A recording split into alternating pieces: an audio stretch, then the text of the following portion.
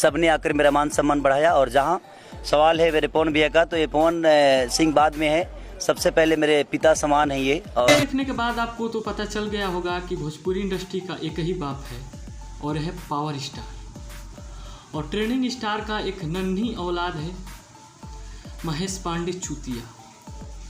तुम्हारा तो हम जवाब काफ़ी अच्छा देंगे, लेकिन ये समझ लो कि पावर स्टार पवन सिंह केवल 1 नंबर ट्रेंडिंग पे ट्रेंड करते हैं, 3 नंबर पे ट्रेंड नहीं करते हैं।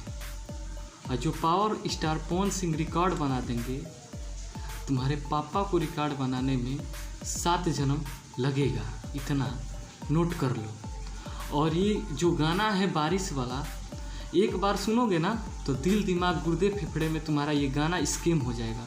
और इस गाने को तुम 100 बार सुने होंगे, ये तुम्हारी आत्मा बता रही है, तभी इस गाने से तुम जल रहे हो। जितना तुम खेसारी लाल के गाने को नहीं सुने होगे ना, तो तुम पावर स्टार पवन सिंह के गाने को सुनते होगे, ये मैं दावे से कह सकता हूँ। और जलवा तो जारी है, और तुमको तो जलाने की काफ़ी तैयारी मैंने की है। और मिलते हैं इसी तरह अगले वीडियो में, तब तक के लिए जय हिंद।